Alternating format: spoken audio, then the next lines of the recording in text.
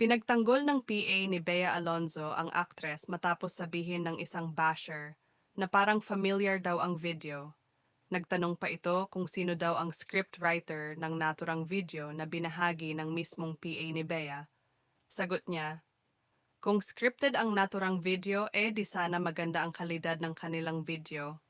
Umani ng suporta mula sa netizens ang video na ito kung saan naiyak si Bea sa pagsorpresa sa kanya ng staff niya.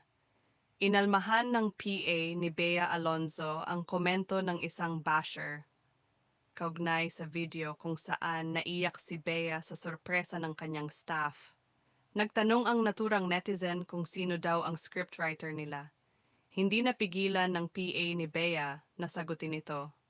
Aniya, kung scripted ang video na ito, di sana daw ay maganda ang kalidad nito. Bukod kasi sa malabo ay magalaw din ang pagkakakuha sa naturang video. May mas kikitid pa ba sa utak mo? Isipin mong scripted yan. Sana maganda video namin kung scripted yan. Ginggong ka. Umani ng suporta mula sa netizens ang video na ito, kung saan naiyak si Bea sa pagsorpresa sa kanya ng staff niya.